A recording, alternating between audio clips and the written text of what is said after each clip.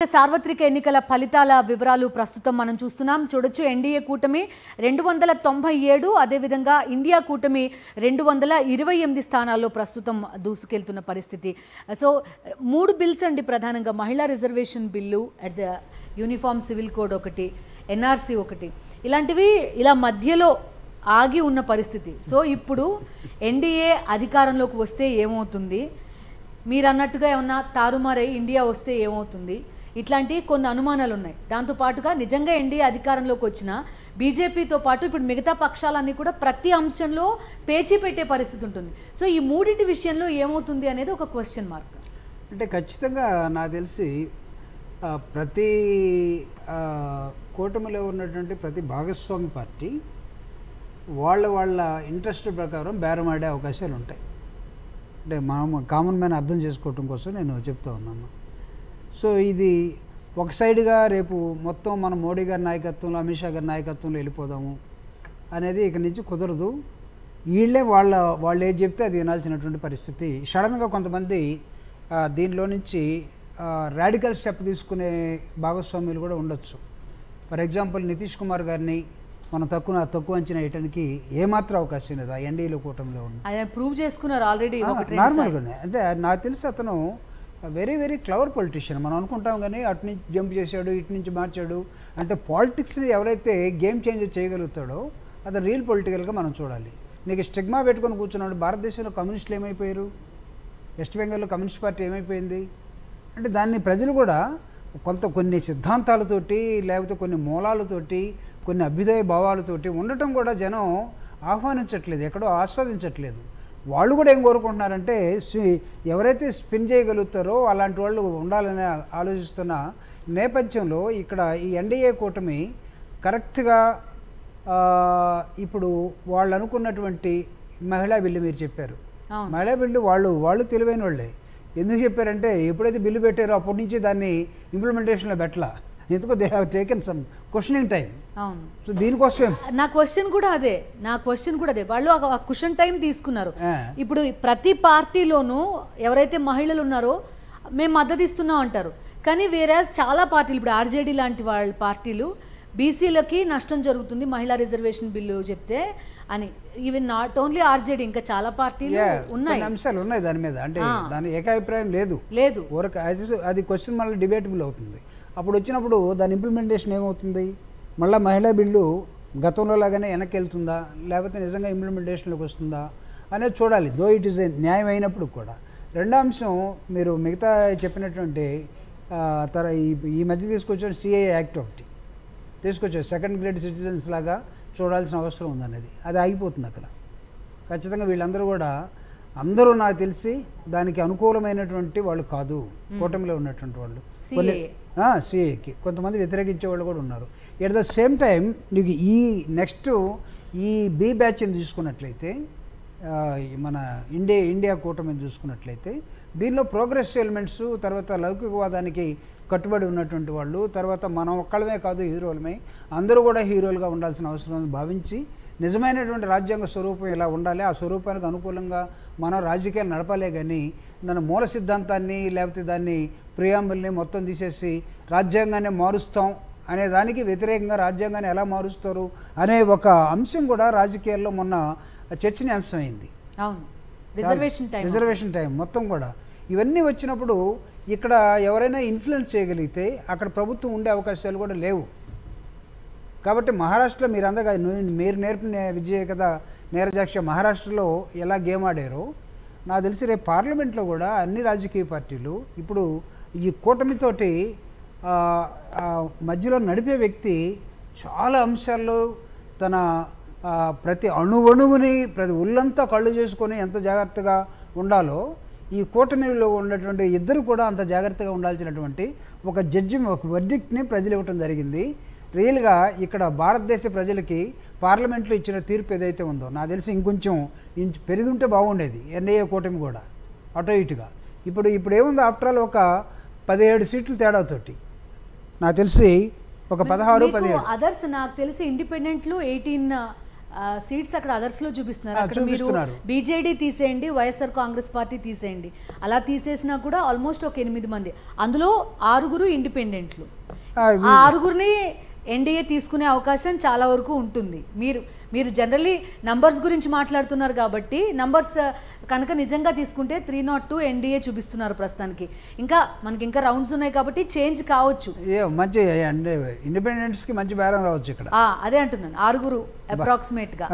So ఇది ఏమైనా కావచ్చు. అయితే ఒకందుకు ఎవరైతే ఇప్పుడు ఎవరిని లెక్క చేయాల్సిన అవసరం లేదని అనుకున్నారో నువ్వు కాస్త తల దించుకొని తిరుగు. ఈవెన్ ఈ నంబర్ అయినప్పటికీ కూడా మీరు అన్నట్టుగా ఇప్పుడు ఏదైతే బిల్స్ లిటరల్లీ త్రిశంకు స్వర్గంలో ఉండిపోయాయి అంటాం కదా, ఆ స్టేజ్లో ఉన్న అన్నిటికీ కూడా చాలా వరకు కొంత ఇబ్బంది పడే అవకాశం ఉంటుంది. అండ్ ఎన్డీఏ కొన్ని అంశాలని పూర్తిగా అసలు ఎటువంటి చర్చ లేకుండా లిటరల్లీ జనం మీద రుద్దినవి కూడా కొన్ని అంశాలు ఉన్నాయి. అవన్నీ ఎక్కడికి వెళ్తాయన్నది కూడా ఇప్పుడు కొంత క్వశ్చన్ మార్క్. రాంబాబు గారు ఏమంటారు? యాక్చువల్గా అధికారంలోకి వచ్చేంత వరకు పార్టీకి సంబంధించిన విధానాలు ప్రభుత్వం ఏర్పాటుకు పనికొస్తాయి. ప్రభుత్వంలోకి వచ్చిన తర్వాత అన్ని వర్గాల ప్రజల్ని కూడా తీసుకుని వెళ్ళేటటువంటి అంశాల జోలికే వెళ్ళాలి. అందుకని పార్టీ పరంగా నేను ఒక్కడనే ఈ రకంగానే వెళ్తానంటే కుదరదు. ఇప్పుడు చాలా అగ్రెసివ్గా వెళ్ళారు ఈ 10 సంవత్సరాల కాలంలో. బట్ ఇప్పుడు బొటాబొటీగా ఇచ్చినటువంటి సందర్భంలో సపోజ్ జేడీయూ ఉంది, ఆయనకు 15-20 సీట్లు వస్తాయి. సో ఒక జేడీయూ పార్టీ కనుక మేము విత్డ్రా చేస్తున్నాం, ఎందుకంటే అతను విత్డ్రా చేసినప్పుడు ఎన్డీఏ నుంచి బయటకు వచ్చినప్పుడు చాలా సీరియస్ ఎలిగేషన్స్ పెట్టారు వాళ్ళ మీద. అదే రకమైనటువంటి సీరియస్ ఎలిగేషన్స్ పెట్టి కనుక బయటకు వస్తే ప్రభుత్వం పడిపోయేటటువంటి ప్రమాదాలు ఉంటాయి. అందుకని 4 పార్టీలతో చర్చించిన తర్వాతే ముందుకు వెళ్తారు కాబట్టి కాంట్రవర్షియల్ బిల్స్ జోలికి వెళ్ళడానికి అవకాశాలు చాలా తక్కువ ఉంటాయి. ఇప్పుడు మీరు కాంట్రవర్షియల్ బిల్ అని మేము మత ప్రాతిపదికన ఇచ్చే రిజర్వేషన్లకి మేము వ్యతిరేకమని బీజేపీ మొదటి నుంచి చెప్తుంది. నిజంగా అసలు ఏపీలో నిజంగా కూటమి అని వెళ్ళారు. ముస్లిం అభ్యర్థులు ఉన్న ప్రతి చోటకి కూడా వాళ్ళు అసలు బీజేపీకి సంబంధించిన జెండా కానీ కమలం గుర్తు కానీ పెట్టుకోకుండా వెళ్లాల్సిన పరిస్థితి. ఈవెన్ చంద్రబాబు నాయుడు కూడా ఆ రిజర్వేషన్ల అంశం గురించి ఒక్క ముక్క కూడా మాట్లాడకుండా వెళ్లాల్సిన పరిస్థితి. సో అటువంటి పార్టీ ఇప్పుడు ఎన్డీఏకి సంబంధించి భాగస్వామ్య పక్షంలో ఉంది. అంటే ఇప్పుడు ఆంధ్రప్రదేశ్లో మరి ముస్లిం కమ్యూనిటీ, క్రిస్టియన్ కమ్యూనిటీ టీడీపీనే ఫేవర్ చేస్తున్నట్టుగా కనిపిస్తుంది. నేను రిజర్వేషన్ల బిల్లు కేంద్రం దగ్గరకు వచ్చేసరికి ఎక్కడొచ్చినా ఇప్పుడు కాంట్రవర్షియల్ బిల్లు మీద వాళ్ళ రియాక్షన్ వేరే రకంగా ఉంటుంది అనుకున్న దాంట్లో వేరే రకంగా లేదు.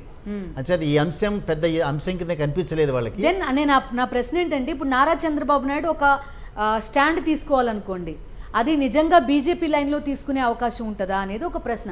రిజర్వేషన్ల అంశానికి సంబంధించి అటువంటి పార్టీలు ఎన్డీఏలో ఇంకా చాలా ఉన్నాయి. అంత ఈజీ కాదు. వాళ్ళకు కూడా ఇటువంటి బిల్స్ కి ప్రాధాన్యత ఇస్తూ నడిపించడం కూడా వాళ్ళకు కూడా ఈజీ కాదు. అందుకని 5 సంవత్సరాలు టైట్ రోప్ మీదనే వాక్ చేసినట్టుగా ఉంటుంది. అది కంట్రీకి అవసరం పడేటటువంటి బిల్స్ కానీ అవసరం పడేటటువంటి నిర్ణయాలు ఉంటాయి తప్పిస్తే పార్టీ పరంగా వాళ్ళు తీసుకునే ప్రతి అంశము ఇక్కడ కుస్తూరు అవుతుందనేటటువంటిది లేదు అక్కడ. సో రేపు పొద్దున్న ఈ మారినటువంటి పరిస్థితుల్లో రాష్ట్ర ప్రభుత్వాల మీద దాని ఎఫెక్ట్ ఉంటుంది. ప్రభుత్వాలు మారేటటువంటి అవకాశాలు ఉంటాయి. టు దట్ ఎక్స్టెంట్ రాజ్యసభలో నిష్పత్తులు మారుతాయి. సో ఇవన్నీ కూడా అంత ఈజీగా నిన్నటి వరకు ఈ 10 సంవత్సరాలు తీసుకునేటువంటి ఫ్రీ హ్యాండ్గా తీసుకునే నిర్ణయాలు ఈ దాంట్లో తీసుకోవడానికి ఉండదు. బట్ ఈవెన్ దాని కంట్రీ ఇంట్రెస్ట్. సో కేంద్ర ప్రభుత్వం స్టెబిలైజ్గా ఉన్నప్పుడు మాత్రమే పక్క వాళ్ళ నుంచి ఇప్పుడు ఇవాళ అనేక దేశాలు పరస్పరం ఫిజికల్గా కొట్టుకుంటున్నటువంటి నేపథ్యంలో భారతదేశం లాంటి ఒక పెద్ద దేశం ఒక ఎఫెక్టివ్ రోల్ ప్లే చేస్తోంది. ఇదంతా కూడా పొలిటికల్ అన్రెస్ట్ అనేది లేదు కాబట్టి. సో ఇవాళ పొలిటికల్ అన్రెస్ట్ లేకుండా జాగ్రత్తగా కాపాడాల్సిన మోడీకున్న వాళ్ళే కనుక వచ్చిన రోజున మోడీకి ఉన్నటువంటి అనుభవం ప్రకారం దాన్ని నడపాల్సి వస్తుంది. కాంట్రవర్షియల్ బిల్స్కి జోలికి పోయి దాన్ని అనవసరంగా పొలిటికల్ అన్రెస్ట్ కనుక క్రియేట్ చేసుకుంటే కంట్రీ అస్తవ్యస్తం అయ్యేటటువంటి అవకాశాలు ఉంటాయి. అందుకని బెటర్ విజ్డమ్ వాళ్ళ దగ్గర ఉంటుందని అనుకుందాం. అదే రకంగా కాంగ్రెస్ పార్టీ ప్రజలకు సంబంధించినటువంటి ఇష్యూస్ మీద పార్లమెంట్లోనూ పార్లమెంటు బయట కూడా ఆ పోరాటాల ద్వారా ప్రభుత్వం దృష్టిని మళ్లించేటువంటి ప్రయత్నం చేయాలి. ఇప్పుడు ఇవాళ ఉత్తరప్రదేశ్, రాజస్థాను, హర్యానా లాంటి ప్రదేశాల్లో మిక్స్డ్ రిజల్ట్స్ వచ్చినాయనంటే అక్కడ జరిగినటువంటి రైతుల ఆందోళన. సో రైతులు అద్భుతమైనటువంటి ఆందోళనలో ఏదైతే చేస్తూ వచ్చారో ఆ ఆందోళనలో మహారాష్ట్ర, తెలంగాణ, ఆంధ్రప్రదేశ్, తమిళనాడు ఈ రైతులు లేరు. సో రేపు పొద్దున్న ఈ జరిగేటటువంటి ఆందోళనలో ప్రతిపక్ష పార్టీలు కనుక ఈ రైతులను కూడా అందులో తీసుకొచ్చేటటువంటి కార్యక్రమాలు చేస్తూ సో ప్రజలకు సంబంధించినటువంటి కార్యక్రమాల మీద పార్లమెంటు లోపల బయట కనుక స్పందన కనుక ఈ రకంగా ఉంటే మళ్ళీ ప్రజల యొక్క ఆ రకమైనటువంటి మద్దతుని వాడు కూడగట్టుకోగలుగుతారు. రాంబాబు గారు, ఇంకొక పాయింట్ ఏంటంటే మనం బీజేపీ వర్సెస్ కాంగ్రెస్ అని తీసుకుంటే ఆ డిఫరెన్స్ చాలా ఎక్కువగా కనిపిస్తోంది. బీజేపీ సాధించిన సీట్ల సంఖ్య మనం ఎన్డీఏ కూటమి సీట్లు చూపిస్తున్నాం, కానీ 70 చిల్లర స్థానాల్లో మాత్రమే ప్రస్తుతం కాంగ్రెస్లో లీడ్ ఉంది. వెరాజ్ మనం ఇండియా కూటమి లీడ్స్కి సంబంధించి మనకి వెస్ట్ బెంగాల్ టీఎంసీ కలిసింది, మనకి ఎస్పీ సమాజ్వాదీ పార్టీ యూపీ కలిసింది. కాబట్టి మనకి నంబర్ చాలా 223 అనేది పెద్దగా కనిపిస్తోంది. Equal to Congress, Samajwadi party, Trinamool Congress సమానమైన స్థానాలు సాధించగలుగుతున్న సిచ్యువేషన్ చూస్తున్నాం.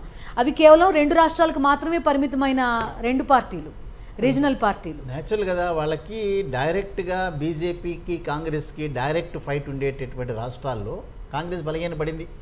ప్రభుత్వం తెచ్చుకున్నారు కర్ణాటకలో, బట్ కర్ణాటకలో ప్రభుత్వం వచ్చిన తర్వాత కూడా పార్లమెంట్ సీట్లు గెలుచుకోలేకపోయినారు. సో డైరెక్ట్గా ఇంకో పార్టీ లేదు అక్కడ, కాంగ్రెస్ వర్సెస్ బీజేపీ. మధ్యప్రదేశ్లో టోటల్ 29 సరెండర్ అయిపోయినారు. సో డైరెక్ట్గా 2 పార్టీలే పోటీ పడుతున్నటువంటి నేపథ్యంలో అక్కడ కాంగ్రెస్ గెలవలేకపోయింది. గుజరాత్ డైరెక్ట్ వీళ్ళిద్దరు మధ్యలో కొద్దిగా పర్సంటేజ్ పెంచుకున్నా కూడా అక్కడ డెంట్ పెట్టలేకపోయినారు వాళ్ళని. రాజస్థాన్లో కొంతవరకు ముందుకు అంచేది ఎక్కడెక్కడైతే వాళ్ళిద్దరి మధ్యలో డైరెక్ట్ ఫైట్ జరిగేటటువంటి రాష్ట్రాలు ఛత్తీస్గఢ్ కానీ, రాజస్థాన్ కానీ, గుజరాత్ కానీ, ఇంకా వేరే పార్టీలు లేవు ఇక్కడ. బట్ ఎక్కడెక్కడైతే రీజనల్ పార్టీస్ వాళ్ళ అధికారులు ఉన్నారో అక్కడ బెటర్ పర్ఫార్మెన్స్ చూపించగలిగారు కొన్ని చోట్ల బీజేపీ. సో డైరెక్ట్ ఫైట్ ఉండేటటువంటి రాష్ట్రాల్లో కాంగ్రెస్ పూర్వపు ఆధిక్యాన్ని కనుక నిలబెట్టుకున్న రోజున బీజేపీని కిందకు దోస్తుంది, వాళ్ళు బయటకు వెళ్తారు. ఏదైనా కూడా అల్టిమేట్గా ఉత్తరప్రదేశ్ అండ్ బీహార్ మెయిన్. ఉత్తరప్రదేశ్, బీహార్లో కాంగ్రెస్ కంప్లీట్గా బలహీనపడిపోయింది. సో అక్కడ ఉండేటటువంటి ఎస్పీ కానీ లేకపోతే బీఎస్పీ కానీ, ఇక్కడ ఉండే ఆర్జేడీ కానీ, వాళ్ళకు ఉండేటటువంటి బలం మీద మాత్రమే వీళ్ళు డిపెండ్ అవుతున్నారు. సో అక్కడ అంతకుమునుపు వాళ్ళతో అండర్స్టాండింగ్ పెట్టుకుని 2-3 సీట్లు తెచ్చుకునేటటువంటి ఈ పార్టీలు ఇప్పుడు వీళ్ళతో అండర్స్టాండింగ్ పెట్టుకుని కాంగ్రెస్ 2-3 సీట్లు తెచ్చుకుంటుంది. వేరాజ్ బీజేపీ ఉత్తరప్రదేశ్లో విపరీతంగా బలపడింది, ఉత్తరాఖండ్లో విపరీతంగా బలపడింది, హిమాచల్ ప్రదేశ్లో డైరెక్ట్ ఫైట్. ఇప్పుడు కాంగ్రెస్ వెనక్కి వెళ్ళింది, బీజేపీ ముందుకు వెళ్ళింది. స్టేట్ గవర్నమెంట్లో ఏం జరుగుతుందో రేపు పొద్దున తెలియదు ఎవరికి.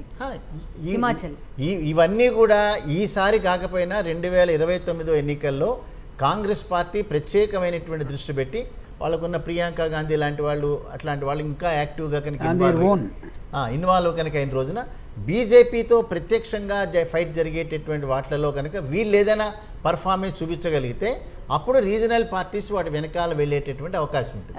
ప్రభాకర్ గారు, ఈ సమయంలో రీజనల్ పార్టీస్కి ఏమవుతుంది? 2019 ఎన్నికల తర్వాత రీజనల్ పార్టీస్ తీసుకుంటే చాలా బలంగా కనిపించాయి. YSR Congress party, BJD, TMC, SP, RJD, at the same time DMK, ఇవన్నీ కూడా చాలా స్ట్రాంగ్గా కనిపించాయి. 2024కు వచ్చేసరికి బీజేడీ, వైఎస్ఆర్సీపీ కొంతవరకు బయటికి వెళ్ళినట్టు మనకి ఈ రిజల్ట్ బట్టి అర్థం అవుతుంది. ఇక్కడ అంటే డిఎంకే మిగిలింది, ఎస్పీ ఉంది, తృణమూల్ కాంగ్రెస్. నెక్స్ట్ ఫేజ్కి వచ్చేసరికి ఏమవుతుంది అనేది ఒక ప్రశ్న. అంటే మీరు చెప్పిన దాని ప్రకారం ఎక్కడైతే రీజనల్ పార్టీస్ ఉన్నాయో కొన్ని రాష్ట్రాల్లో fight between regional party and regional party. For example Andhra Pradesh 2 regional parties మధ్య పోటీ ఉంది, కాంగ్రెస్ లేదు, అక్కడ బీజేపీ లేదు. ఫర్ ఎగ్జాంపుల్ తమిళనాడు, అక్కడ రీజనల్ పార్టీస్ మధ్య పోటీ ఉంది. మీరు ఉత్తరప్రదేశ్ తీసుకోండి, అక్కడ regional party versus national parties, అది కాంగ్రెస్ కానీ బీజేపీ కానీ. ఇప్పుడు మీరు బీహార్ తీసుకోండి, regional party versus regional party, అక్కడ బీజేపీ కానీ కాంగ్రెస్ కానీ పెద్దగా లేవు. కాబట్టి రీజనల్ పార్టీస్ ఎక్కడెక్కడైతే ఉన్నాయో రేపు ఈవెన్ ఆంధ్రప్రదేశ్లో కూడా పోటీ బిట్వీన్ రీజనల్ పార్టీసే ఉంటుంది. కానీ రీజనల్ పార్టీస్ ఫర్ ఎగ్జాంపుల్ మీరు వెస్ట్ బెంగాల్ తీసుకోండి, regional party versus national party BJP. So ఈ రీజనల్ పార్టీస్ ఎక్కడైతే ఉన్నాయో ఇది కాకపోతే అది, అది కాకపోతే ఇది, వాళ్ళ స్టాండు లేకపోతే వాళ్ళ బలము, వాళ్ళ యాక్టివిటీ, వాళ్ళు చాలా జాగ్రత్తగానే ఉన్నారు. కానీ one of the regional parties బీజేపీతో పొత్తుంటుంది ప్రతి స్టేట్లో కూడా. అది అంటే వాళ్ళకి ఇన్విటబుల్ సిచ్యువేషన్, నేషనల్ పార్టీస్కి ఇన్విటబుల్ సిచ్యువేషన్లో వాళ్ళు రీజనల్ పార్టీస్లోకి వచ్చి పొత్తు పెట్టుకోవాల్సినటువంటి ఒక నెసెసిటీ క్రియేట్ అయింది. సో దానికి ఏం డోకా లేదనేది మీ ఫైనల్. రీజనల్ పార్టీస్ వాళ్ళు మెయింటైన్ చేసుకోండి. ఈవెన్ మీరు ఒరిస్సా తీసుకోండి, రీజనల్ పార్టీయే కదా. ఇంతకాలం 22 సంవత్సరాలు 23 సంవత్సరాలు ఒక్కడే ఎలా ఉండగలిగాడు? సో మీరు తమిళనాడు తీసుకోండి, వాళ్ళిద్దరూ ఎలా ఉండగలిగారు? నేషనల్ పార్టీస్ని పక్కన థ్రోన్ అవుట్ కదా. సో బీజేపీ ఉత్తర భారతదేశాన్ని మొత్తాన్ని ఏలగలిగినప్పుడు కూడా దక్షిణ భారతదేశంలోకి పోలేకపోతుందిగా, మౌన దీక్షలు తప్ప. పోలేకపోయింది కదా. ఓకే. సో ఇలాంటి situations regional parties very strong. వాటిల్లో కూడా నేషనల్ పార్టీస్, ఒకప్పుడు ఉన్నటువంటి నేషనల్ పార్టీస్ అవి తగ్గితేనే రీజనల్ పార్టీస్ ముందుకు వచ్చాయి. సో మళ్ళా national party for example Congress మళ్ళా పుంజుకొని ముందుకు పోగలిగి ఆయా రాష్ట్రాల్లో వాళ్ళ ప్రభావాన్ని చూపించుకోగలిగితే అప్పుడు రీజనల్ పార్టీస్ కొంచెం తగ్గుతాయి. But regional parties as long as they are strong, okay, వాళ్ళని ఇప్పుడు మమతా బెనర్జీ ఉన్నది, ఆవిడని ఎవరైనా కదిలించగలరు అక్కడి నుంచి. ఇప్పుడు నేషనల్ పార్టీగా ఉన్నటువంటి కమ్యూనిస్ట్ పార్టీ కానీ, నేషనల్ పార్టీగా ఉన్న బీజేపీ కానీ, నేషనల్ పార్టీగా ఉన్న కాంగ్రెస్ పార్టీ కానీ ఆవిడ ముందు ఇంకా ఇదిగా లేరు కదా. అదేవిధంగా మీరు బీహార్కు రండి, లాలూ ప్రసాద్ వర్సెస్ నీకు నితీష్ కనపడతా ఉన్నారు. మీరు ఇక్కడికి రండి, చంద్రబాబు నాయుడు గారు వర్సెస్ జగన్మోహన్ రెడ్డి గారు. మీరు తమిళనాడు వెళ్ళండి, అక్కడ ఉన్నటువంటి స్టాలిన్ వర్సెస్ ఇంకొకళ్ళు ఎవరో ఉంటారు అక్కడ జయలలిత ప్లేస్లో వచ్చినటువంటి వాళ్ళు. సో ఇన్ని కాంబినేషన్స్ మధ్య రీజనల్ పార్టీస్ని తోసేసి నేషనల్ పార్టీ రాగలిగితే, ఆ దశని మళ్ళీ తెచ్చుకోగలిగితే అప్పుడు I think it will take 2-3 decades అనుకుంటాను. సో ఇప్పుడున్న సిచ్యువేషన్లో నేషనల్ పార్టీస్ కూడా కాంప్రమైజ్ కాకుండా ఎలక్షన్లు చేయగలిగినటువంటి స్థితి భారతదేశంలో కొన్ని రీజనల్ పార్టీస్ దగ్గర నేషనల్ పార్టీస్ తలంచాల్సిందే. మీరు చూడండి, చాలా చరిత్ర ఉన్నటువంటి కాంగ్రెస్ పార్టీ ఇప్పుడు రాహుల్ గాంధీ వచ్చేసరికి చాలా వరకు తగ్గి, ఈవెన్ ఒక ఎస్పీ సమాజ్వాద పార్టీకి మేజర్ రోల్ ఇచ్చి వాళ్ళు మీరు ఎక్కడ పోటీ చేయమంటే అక్కడ పోటీ చేస్తాం మేము అనే దశలోకి కాంగ్రెస్ పార్టీ వెళ్ళి వాళ్ళిద్దరూ ఫ్రెండ్షిప్లో ఆ విధంగా ఉండగలిగితేనే ఈ సీట్లు వచ్చాయి. లాస్ట్ టైం మీరు ఇఫ్ యూ టేక్ 2019 ఎలక్షన్స్, ఆ టైంలో వాళ్ళిద్దరు ఎవరు తగ్గల, ఆల్మోస్ట్ వాళ్ళు గట్టిగా పోటీ పడ్డప్పుడు ఏమైపోయింది, బీజేపీ ముందుకు వచ్చేసింది. ఎక్కడైతే కాంప్రమైజ్ అయిపోయారో అక్కడ సక్సెస్. సో రీజనల్ పార్టీస్కి ఏం ఢోకా లేదు, ఈ ఎలక్షన్ కాకపోతే నెక్స్ట్ ఎలక్షన్. రైట్ అండి. జుబుడి ప్రభాకర్ గారు, రాంబాబు గారు, థ్యాంక్ యూ వెరీ మచ్ అండి డిస్కషన్లో పార్టిసిపేట్ చేసినందుకు.